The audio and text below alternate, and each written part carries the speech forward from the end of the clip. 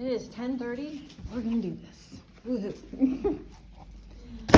All righty. Let's pray, and then after we pray, before we jump into this and all of what we think might be its awkwardness, we're going to talk a little bit about gifts, because sexuality falls under life. And last time we met, which was last week, we talked a lot about life, but we did got to the statement that life is a gift. Okay, so we're just going to talk like, okay, what does it mean? What is a gift? What do we do with a gift?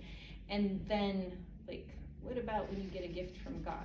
Because a gift from my parents or my husband is a little bit different than... Or your son, yes. Who bought me flowers. So, anyway, let's pray. Oh, dear Heavenly Father, thank you for this day and for all the pieces to it. Lord, thank you for the sun coming up. Thank you that you are the one who makes it cold. And you are the one who makes the sun come up each and every day. And it has since the beginning of when you said, let there be light. It's never missed a day because of what you have done. And what we can see of it varies, but it's always there because of what you have done. Lord, help us as we talk today.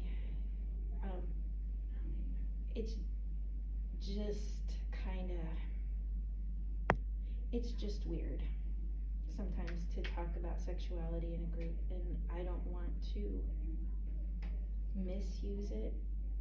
I don't want to make it cheap. I don't want to make it something that it's not. I want it to be a good picture of what you had in mind and what your purpose was, and a picture of you, really. So help us, because those are big things and lofty things to aim for. And you know, we're just humans, and we live in a sinful world. So we are in need of you. Help us. Give us more of yourself. Be bigger and better than we think you are, and show that to us. Thank you once again for these kids and for their willingness to do the work and for their willingness to show up on a weird day. Bless them for what they are doing, but bless them just because they are your miracles. In Jesus' name we pray, amen. Okie dokie. So let's start somewhat simply. When you get a gift, tell me a little bit, what do you do? What are your options for a gift when you get a gift? Caitlin, you give a gift to Abby. Brett, you give a gift to me. What are some of your options, Brett? Being happy. You're happy? Yeah. Okay. Because you just got a gift. Okay. Happy. Is Caitlin? I feel like it kind of goes one of two ways. Either it's a gift yard, I guess, thrown about, and so it gets left in your room till you eventually get rid of it, or you are really excited that you got it and you put it to good use and use it. Okay, so sometimes in the happiness, can we say use it now and use it later, or kind of both.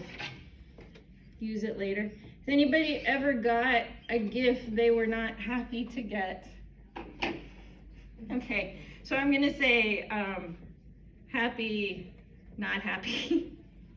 Okay, just being blatantly obvious, what is your part when somebody gives you a gift? You're the receiver. You receive it, right? Would you agree? Yeah, receive it. How you receive it all involves all of this, but you receive it. Has anybody ever taken a gift back or given a gift back to someone who gave it to them? You have? What gift did you give back? It was like a white elephant gift. Oh. So I just put it back in another white elephant gift exchange thing I did. Okay, but did you give it back to the giver? No. Okay, that's what I'm looking for. Anybody give a gift back to the giver? I've like done the same gift.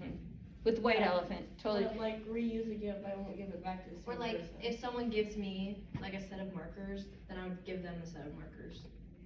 Or something like that, random. Okay. Is it the set of markers that they gave you? What? The gift, the markers No, that- like I buy them more. This, okay, Another, like I buy them the same thing. okay. Yes, Sam. Their material. Okay. It's usually something that you can see or use. Abby, is this a scratch or are you having a thought? Okay. We could go on with sometimes it's wrapped up, sometimes it's not, sometimes it's very appropriate, sometimes it's not. In general, when you receive it, even if it's something that you're maybe not looking forward to, how do you think you should feel about the gift? Caitlin? Happy someone thought, cared enough for you to give it to you and appreciate that person for that. Okay, so from that happy, I'm hearing more thankful. I should be thankful.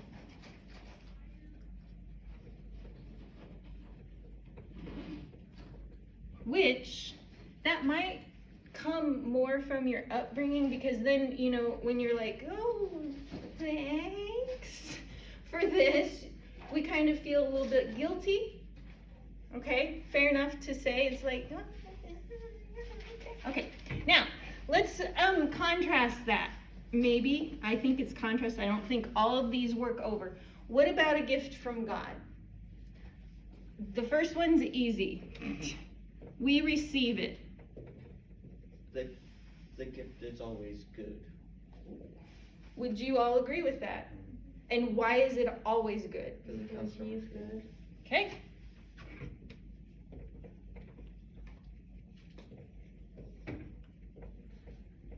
Always good. Even if we don't, we look at it and we go, Okay, Samuel? Can't give it back. Can't give it back.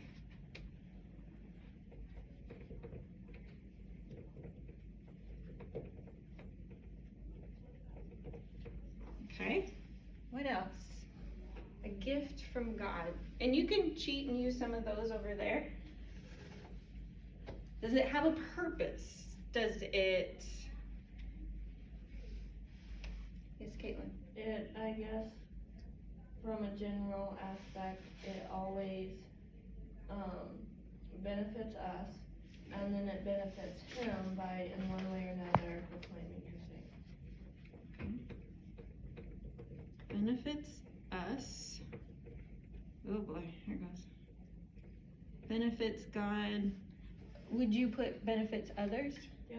Okay.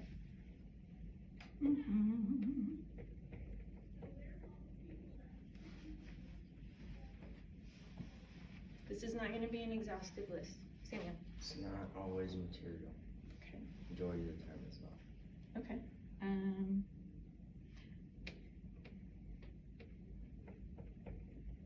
gonna say material and not. You're right. Salvation is a gift from God, but we see evidence of it, we don't see it. Children are a gift from God, we see them. Abby. It causes us to want to give to other people. Okay.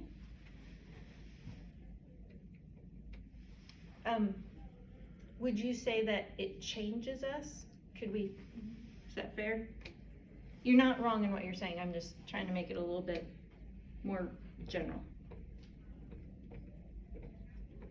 And once again, if you go to salvation, changes us, yes. Children, changes us. Yes, ma'am. I feel like sometimes we can reuse them. Reuse God's gifts? Yeah. Like if God gave us like a blessing in some way, like how she said it makes us want to like be kind to others, or if we like get a blessing and we would like, not necessarily like reuse, but like pass on that joy. Does that make sense? Okay, so, would it help me a little bit?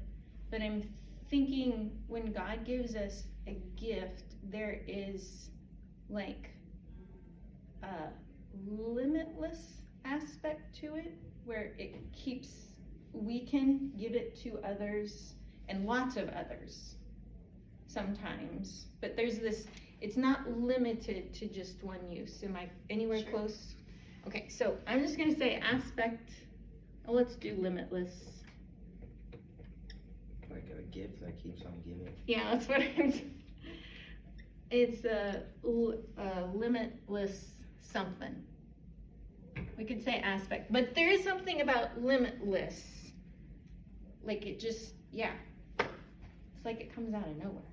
Okay. Not really another line, but with the limitless thing, I feel like that kind of goes along with the God idea since he's eternal. Mm-hmm. And a lot of his gifts tend to, I guess, imitate himself. Like they're always good, they're limitless.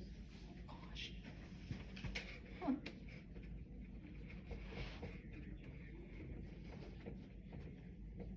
His gift, I'm gonna write imitates him. I think you could also say exemplifies him, and that would be fair. Hold on. So this is good. We're gonna stop here because we are actually gonna talk about sexuality.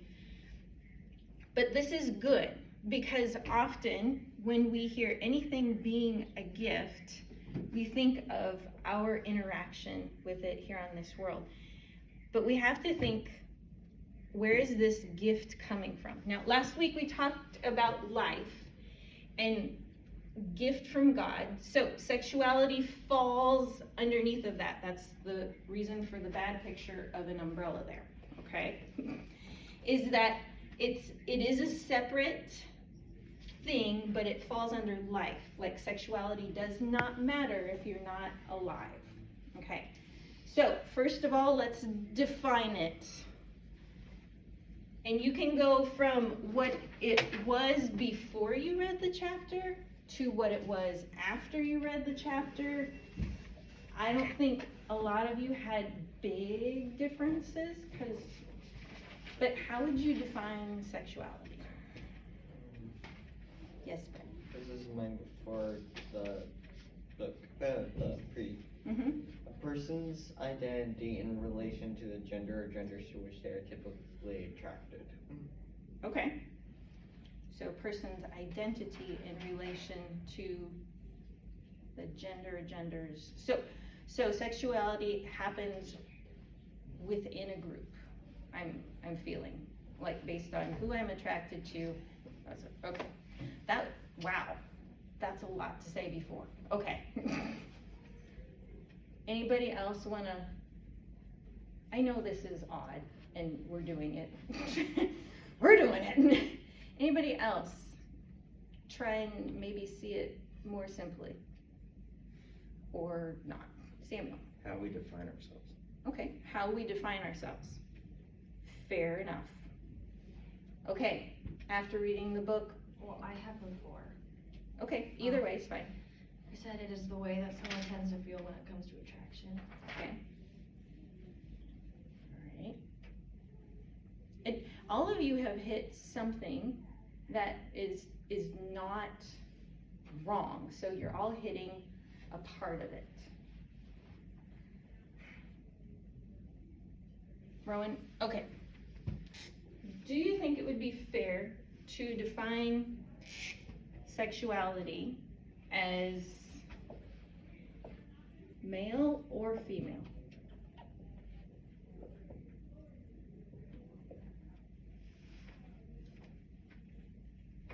Are you asking me? I'm asking all of you. If we could just simplify it. I know attraction is in there. There is a whole chapter on marriage, so I'm not really gonna dive into that. But if we just talk about sexuality, and it's hard to talk about sexuality and take it out of attraction, but I think we can take it out of attraction. Like, just because I know they work together, but when Caitlin was born, she had a sexuality, she had no attraction to anything. Same for Samuel. So there is a period of your life where you're still a sexual being, you have a sexuality, but you don't have attraction. There's usually a longer period where you do have an attraction, okay? But if that's the case, what would you say sexuality is? Does it fit under whether I'm male or female? Is that fair, or do you think that's limited? You feeling okay with this? Alright, that makes it a little bit easier. Okay, I'm not trying to put ideas in your mind, but in Genesis, God said, let's make man in our own image, right? And he ends up making them male and female. So, and obviously, you're one or the other, okay? Regardless of attraction, you get to be one or the other. There's no third option that God made. So, I'm going to give you, hopefully, I'm going to expand this more. God and I had to talk in the car yesterday. This, and try this definition on for science. So, sexuality is the distinction of male or female. Sorry. Housed in your physical body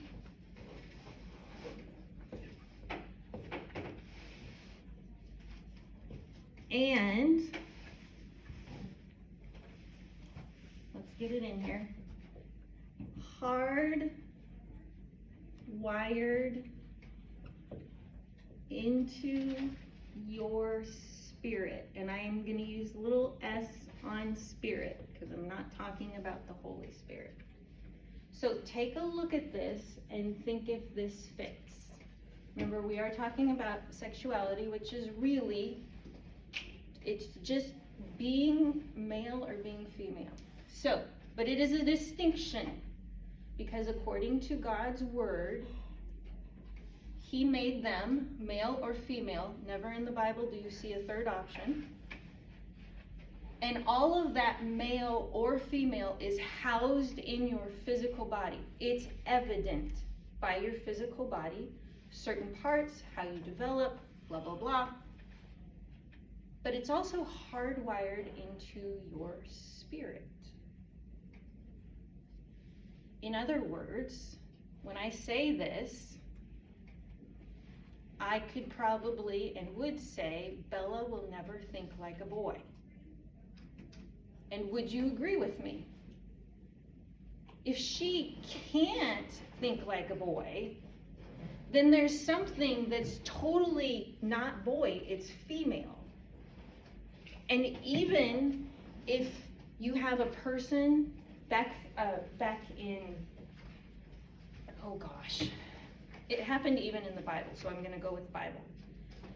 When a person sold himself to the service of the king, and they were to be eunuchs, they would cut off their boy parts to kind of limit any male drive so that that eunuch would be totally in service of the king. But by cutting off the male parts, did it make him less male? No. Even, and His today, DNA. what? His DNA is still. Yep, his DNA. So even today, when people have operations to either make things or take things off, you still see them struggle or have that original maleness or femaleness. Yes, Samuel? One thing I want to add on is even people take pills to change their hormones. Mm-hmm. Even then, you're still all the way down to the core, you're still a male or a female, even if you take hormones to make you think different or whatever you wanna say. Yeah, they're hormone blockers and they have to take those for the rest of their lives. And the research that they have done is incomplete because they don't know how those hormone blockers will affect people long term. But there's this battle now, like you can say, I wanna be a guy, I can say that, you're already a guy. I wanna be a guy, I can put on guys' clothes, I can rearrange my body parts, I can take all the medicines that I want to, but if somebody takes your blood, it's gonna say, I'm a female. It doesn't matter what I do. And I have grown up thinking like a girl. Now, when we define sexuality this way, distinction of male or female, it's housed in your physical body and hardwired into your spirit. Doesn't it seem like kind of a really big thing? It's not something that you can just throw off or let go. Who or what does this kind of stuff? Who would be big enough to make you male or female, make your physical body conform to that desire that he had, and make it so hardwired into the way that you think that you cannot separate from it? Who could do that? God. Yeah. I mean, this is a big thing. This is a God thing. Right? It's a God thing. That's kind of a duh question, sorry. But does God ever do anything little? Okay, let's appreciate this for a minute, shall we? I mean, I know it's like, gosh, wow. You know, if you stop, I had a moment like this while I was driving to Des Moines because apparently God and I needed to talk, and that's where I got this definition, and I was repeating it all the way home, and I'm like, oh my word. Last night, Brett and I were talking. If God made him, and we would all agree, yes, every human has been made by God. God chose this human being when he is an image bearer. He said, would you agree that he would say, because Brett is a boy, he's male, can we go so far as to say that God decided that his glory would be best exemplified through Brett being a boy? Would you go that far? So Rowan, God decided that his glory would be best exemplified in you being a girl. There's something about that is like a little bit more than God made everybody on purpose.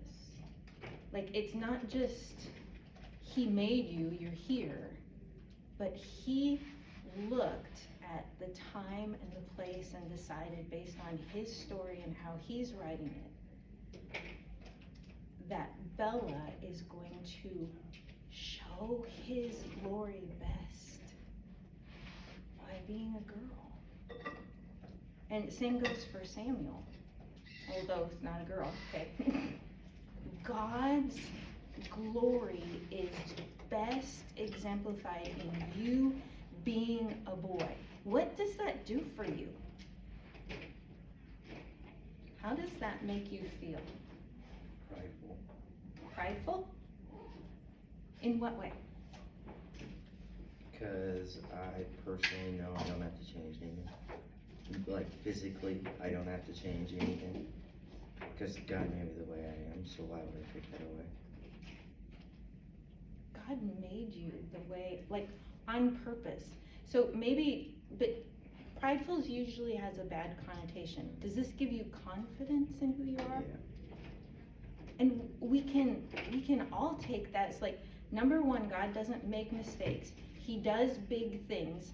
Would he hardwire a human being according to male or female, and it's displayed in the body, and it's all the way inside of you so that you can't separate it? Like, you can't just turn into a girl. Does it also make sense then that Satan is going to attack all of this and try and make you believe that God didn't know what he was doing? You should, boys have it a lot easier. They're so much more muscular. They have all the breaks. This is kind of a big deal. So, what about you, Abby? What does that do for you? Samuel got confidence. How does it, or what? It just makes me like realize like everything about me, like not just my like gender, but literally everything is like chosen and like determined for his purpose. It's not just like my gender, it's like everything. Mm-hmm. I hope you guys like take that and hold on to it for dear life. Especially in today's culture. Yeah. So from this, would you say that sexuality is also a gift?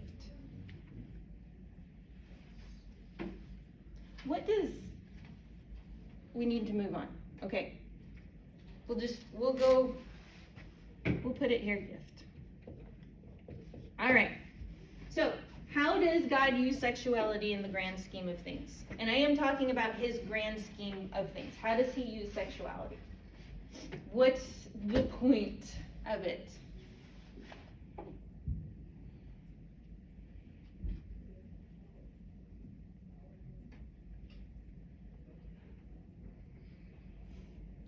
It's not on your paper. You have to apply what's on your paper. How does he use it? Abby. To give different roles to different people and like different kinds of people. Okay, so we have, I like the word roles. We have 2 roles. There are like huge differences in personality that we haven't even talked about, but it is all wound up into your femaleness or your maleness. So we have different roles. Why would different roles be important, Abby? So that like when both of them come together, that they can like balance each other out and like in marriage, and that's like God's design for life. For most people. Right. Most. Balance, and when they balance, could I say that they glorify God? And we know that God does bring glory to himself. Okay. Besides the roles, which tend to balance each other out, what else, Caitlin? I feel like it's another metaphor.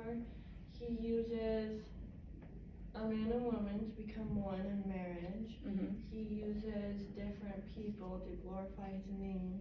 And that also goes along with, I guess this does go along with roles, but different purposes within a church to become unified in the body of Christ.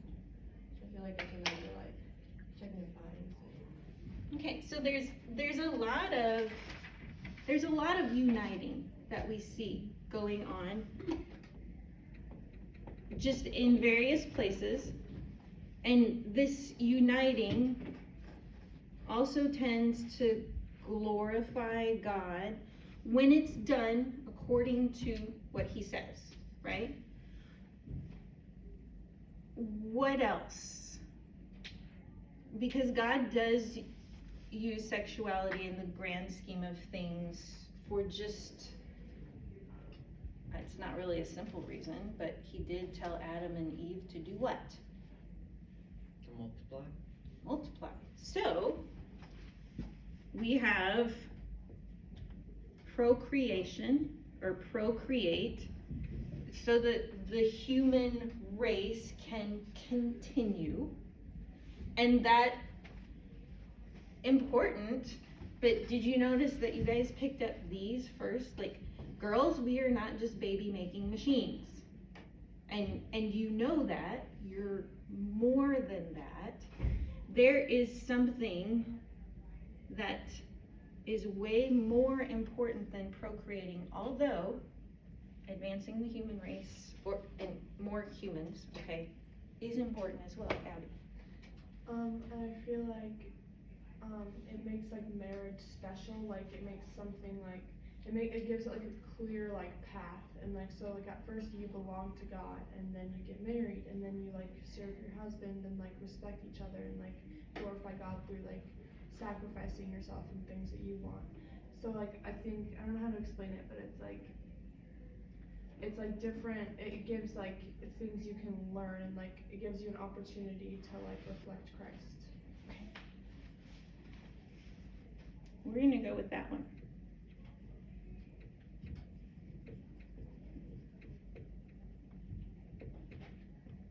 Reflect Christ. And that can be done in a myriad of ways, because let's say Brett doesn't get married. Can he still reflect Christ in his sexuality, being unmarried? Right? So when I say that to you, because you brought it up, which is a good thing to bring it up, when the world says that your sexuality is your only identity, and it is a physical urge that must be answered, what are those? Lies. They're lies. Now, here's the frustration. Part of the battle. Sometimes, even in churches, those things are said, which makes it hard. What's Satan going to do, since we're on the topic of him? Bella. He's gonna try to tempt us. He's gonna try and tempt us. Multiple ways, okay? So, what are some temptations that you're thinking of? Like, what do you mean when you say he's gonna try and tempt us? Because you're right, he is. In what way? To like tell us that like we need to change or something. Like that we're not good enough. Okay, so lie to us and tell us we're not enough, or we weren't created for a purpose. Does that work? Yeah. Okay, Abby? To tell us that it's okay to like mess with God's design and like go out of it, like sex before marriage, like changing your gender, just all those things that mess with sexuality. So anything that goes against God's plan, he's gonna throw at you, probably, right? Okay, and it comes mostly because if you are a child of God, you have the Holy Spirit within you, but you do live in the world. He is going to fill you with doubt, and he's gonna lie to you again. And all lies, if they just siphon them down, end up being either I'm worthless, nope, yeah, I'm worthless, I'm helpless, I'm unlovable, the way I am. And those really speak to this. I read in a book that sin dehumanizes. My head knows it's true. I'm having trouble working out how it does. What does dehumanize mean? If you just had to say. Takes away from being human, I guess. Okay, takes away, what? Basically it makes you not, it's like making you get rid of your humanity. Like, Okay. so basically it's taking away Taking away. how God created humans to be. Oh, it takes away how God created humans to be, Samuel. It hurts your relationship with the Lord. And therefore, yep, hurts the relationship because He created you as either male or female. It's housed in your physical body and it's hardwired into your spirit. So sin is going to make you less of how He chose you to be. This is kind of heavy stuff. Gosh. Does it help to know that sexuality is far bigger than people put it? Like, does it help? Yeah. Does it help to know that it's bigger? It has fingers that are far more reaching. I think so, because when you just say sexuality is just this, it's like you just look here and you don't notice that it comes in a package. All right, so what are the truths that I believe about sexuality? Tell me what you believe about sexuality, or what can we? God created it. Okay, God created it. What else we got?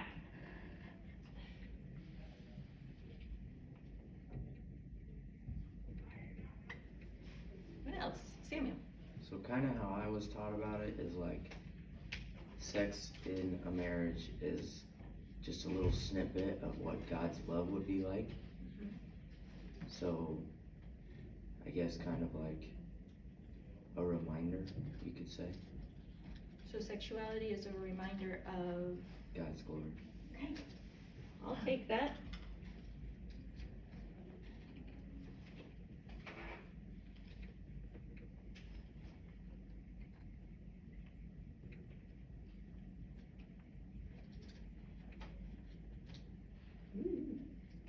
What else?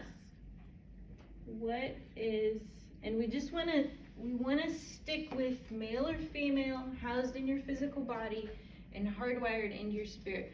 What are some other truths that you can believe about sexuality, other than God created it and it's a reminder of God's glory, which are both true?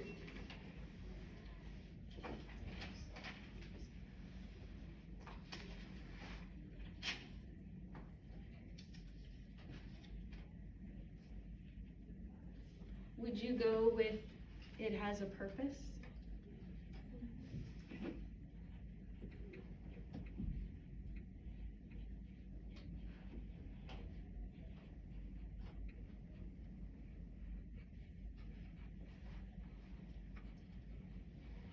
Samuel? People complicate it. That's probably fair. We can complicate it.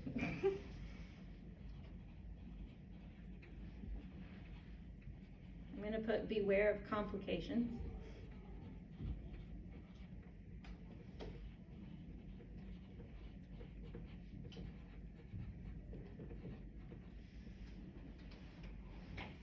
Okay.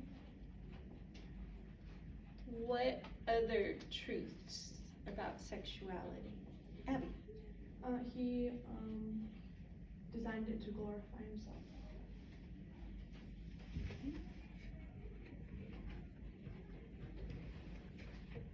Designed.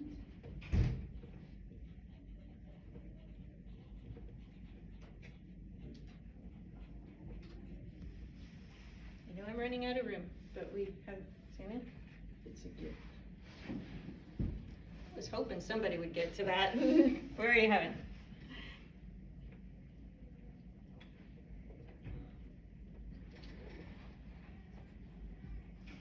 It's a gift.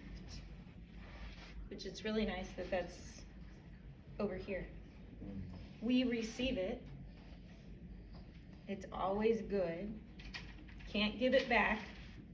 It benefits us, God, and others. Can be material, not necessarily. It changes us. There is a limitless aspect to it, and it imitates or exemplifies God. Caitlin, what were you going to say? I was gonna say, I mean, it goes along with the gift, but with it being a gift is something that's given to us and doesn't need anything returned, but it's for a reason. So with the gift, Purposeful. We don't, yeah, purposeful, and we don't have to give anything back. Receive it. Okie dokie.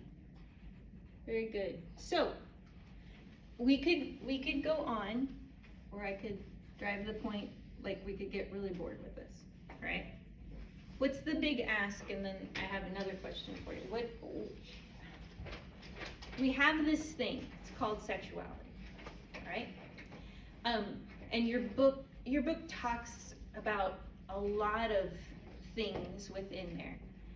And it seems to hit really hard on sexual purity, which, yes, okay.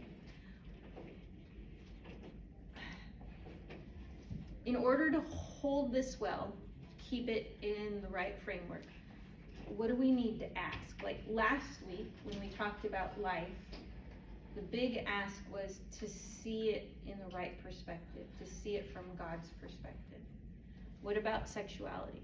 What is the big ask? Because we have a world of people telling us it's not this. What would be some things that you would ask God so that you understand it well? And the same thing as life. To see it as God sees it.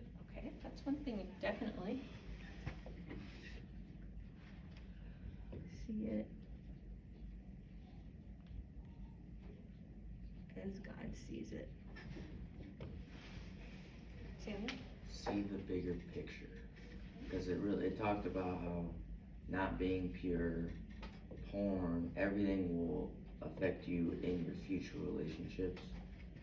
You may not see it now, and the world puts it down that you won't see it, and it's just some everyday thing that everyone does. Mm-hmm. But it will affect you in the future if you like it or not. I think that's fair. It is, like, it is yours for as long as you are alive, and just like everything we do affects someone else, the choices that are made with your sexuality personally affect you because it's yours. Caitlin? I just use it to its fullest extent. Like, if God's given it to us, then we should use it to the fullness of it and not just, oh, I'm just gonna take part in a little bit. I'm gonna go with use, is it okay to just say use it to fullness? Yes, Romy? I don't really know if this like makes sense, but like don't impose your sexuality on someone else. Okay, I think we could say that.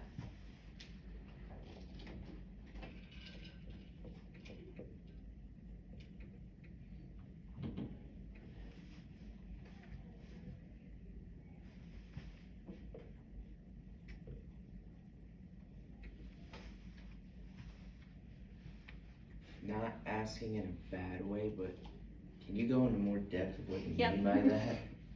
Like, one is like, some people say that like my sexuality is like my own and like nobody can like tell me what to do with it. And like to an extent, like I understand where they're coming from, but like also sometimes people can like put their sexuality like the front, like that's what you see when you see someone, or like they make you like acknowledge their sexuality in a way that like you're not comfortable with or something like that. Like all the pronouns you have to call them and those Sure. sorts of things. You guys, no, this is good, so let's stay on that track. Let's go back to gift for just a second. When somebody gives you a gift, and let's just say that somebody is a gift from God, let's apply it here. When you have a gift from God, how would you share it? Would you impose it on others? Would you throw it at them willy-nilly?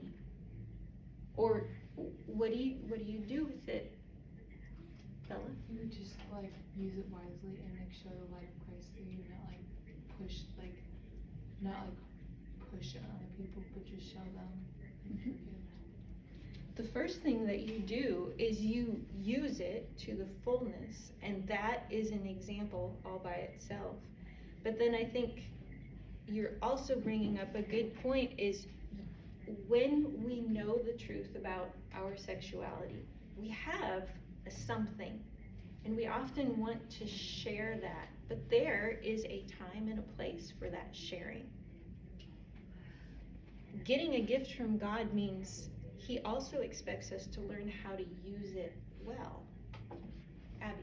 I think you kind of just like use it to its fullness in the best way that you know how to do it, and then like when you meet people or have friends that are struggling with that, just like then you can share what you believe about it and what you like contain, rather than just like shoving it in their face all the time, because then people are driven away. On your paper, when you did your post-reading questions on the back, I marked on it because your paragraph said something about loving people where they are, and they're usually in sin. Can you read that? You can just start from the top, because the whole paragraph was good. Okay. I said, we should care because Jesus cares. As Christians, our hearts should aspire to align with Christ completely in thought, heart, and action. So caring for others and delivering truth and love, no matter how hard it is, should be our focus when it comes to understanding sexuality, what God says about it, and how it should be talked about by us. When people are deceived about their sexuality and the power it contains, it is so dangerous. Satan has so much power over them when this occurs. They are blind. We must commit to loving others more than they love their sin, so that we can be a testimony and an example of freedom in Christ and an example of peace. They are feeding themselves constantly with things that will never ever have the ability to fill them in the way that they are desiring, and they are addicted to it. Our job is to help them find what that void can be filled with, the only filling of Christ. I think it's the sentence, this is the one that gets me, we are to love others more than they love their sin. That's what Jesus did. He came, his very life shows that he loved people more than they loved their sin. That's what he asks us to do. I will say, and I'm not the first one to say that's really hard, because when somebody flaunts their sexuality at you, or even not sexuality, let's just say they talk about having sex before marriage or extra-marriage sex, or they talk about pornography or whatever, or they're into it. We're supposed to love them more than they love their sin, and the first thing we see is like sin, and we automatically go, I think I'll step back here. Which, that's not a wrong response if you are unprepared, but does God mean for us to say back here? Abby? I feel like no, but I feel like at the same time it's probably define like love. Like what do you do? Like what is love in that way? Like in calling out someone else's sin. Because it's not like, oh my gosh, you're gonna be my best friend and I'm just gonna listen to what you say, agree with what you say, just like be loving. Yeah, and that's not loving. If you just agree with them, that is not loving. There's a sense of, this is a lie and this is the truth. There has to be that, but how do we do that?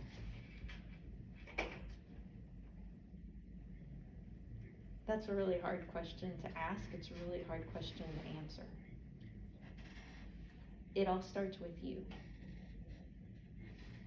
The first thing that you have to do, that I have to do, is I have to realize the gift that God gave me. And I have to have a firm grasp on that gift and a firm grasp upon God. And then you wait for marching orders.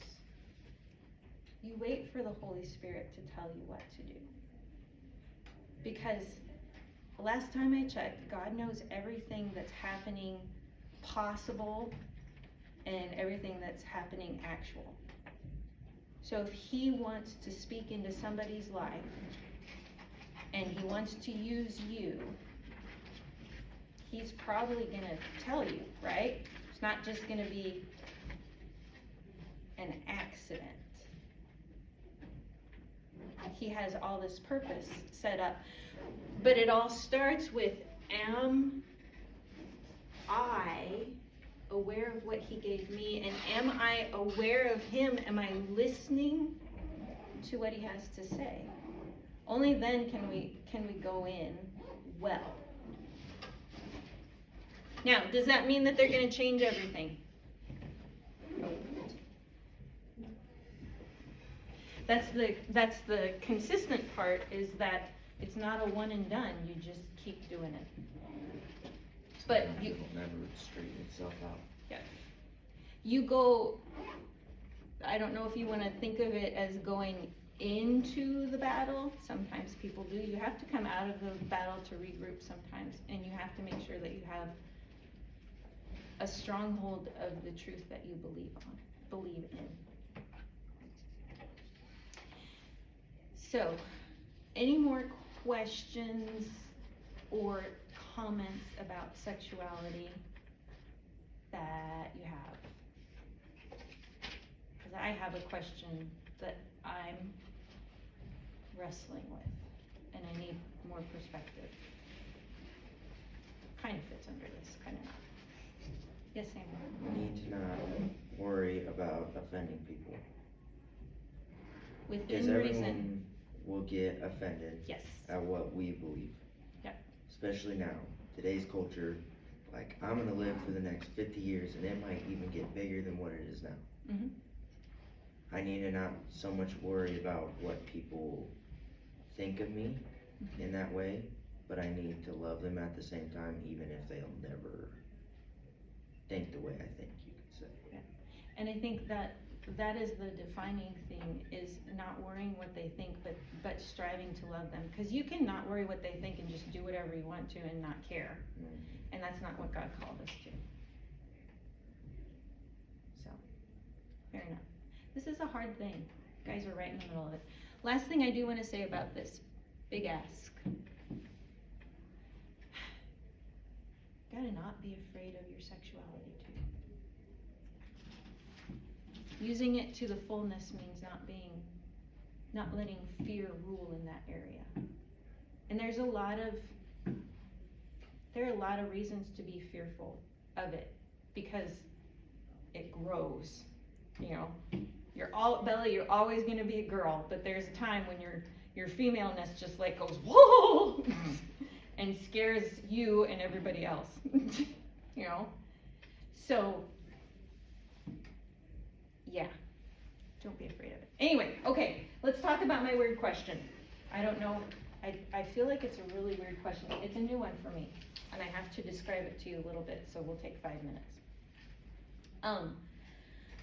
I was reading some articles about the Hallmark Channel and how their focus was going to be more on showing people who are in different relationships, meaning gay relationships, lesbian relationships, and do some stories around that.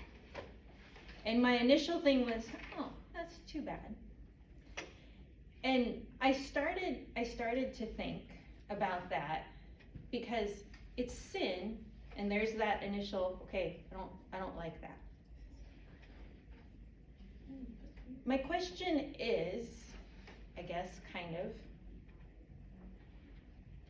what do we do with that?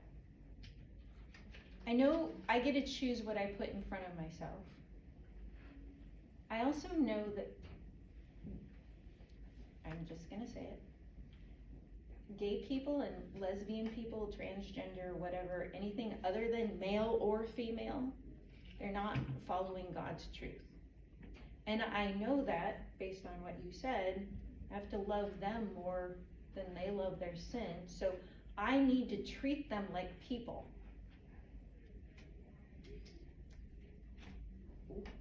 they have real stories, they're real people.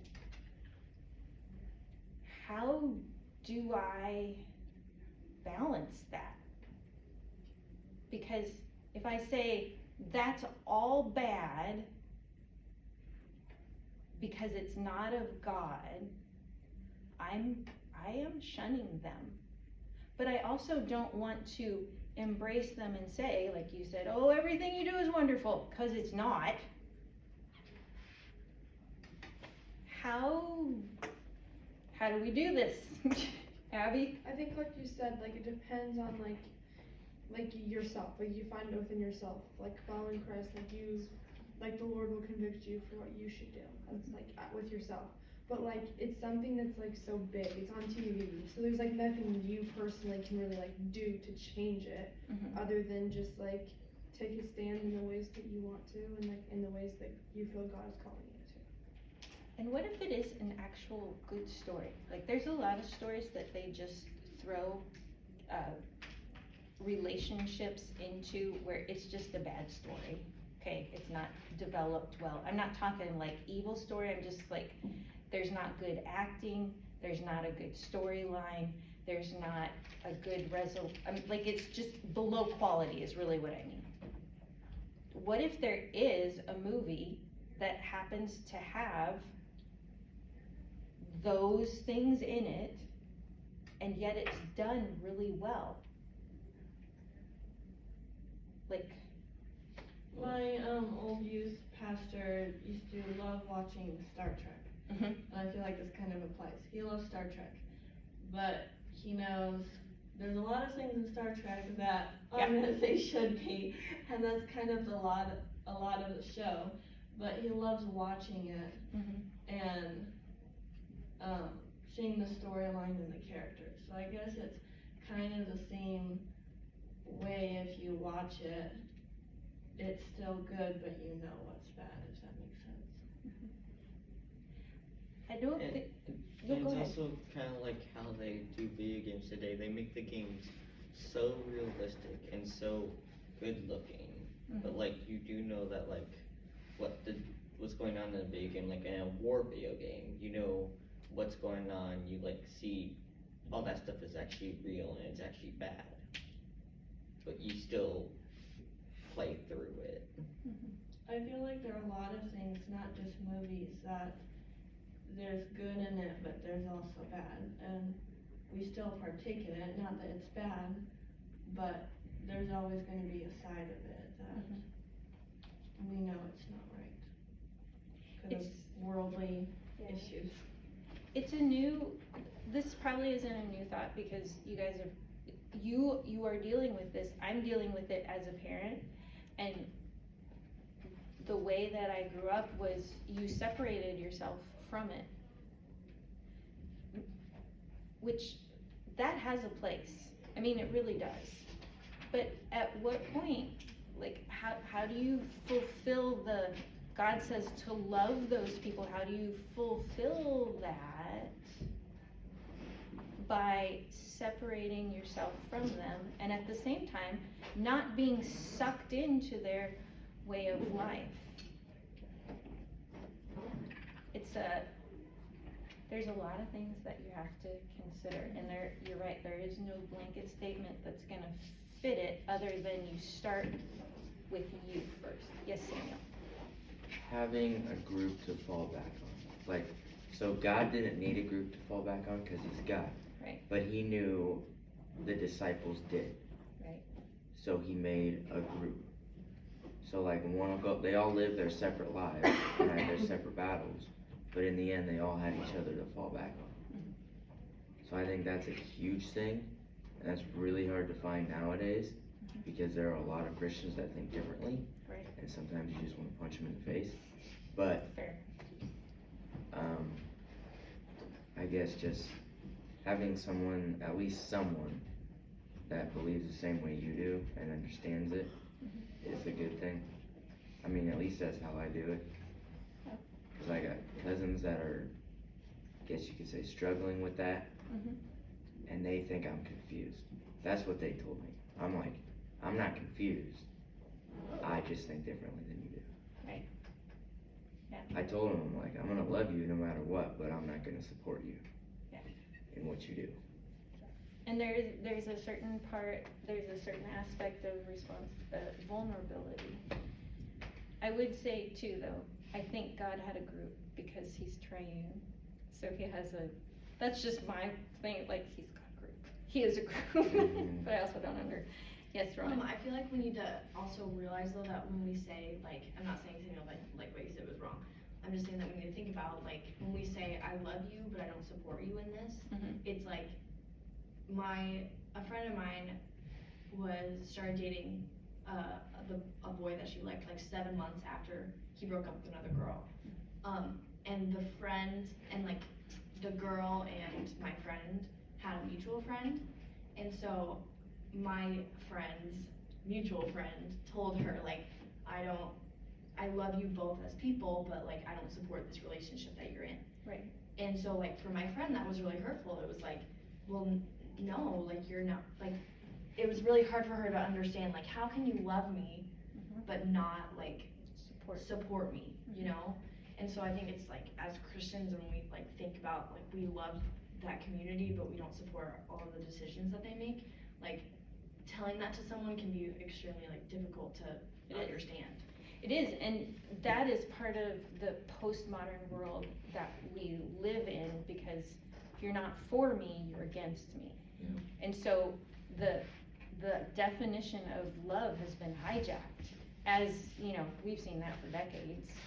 And so it is making, it's having a firm grasp on what God says love is. And your book did a really good job of just saying that true love gives, counterfeit love takes.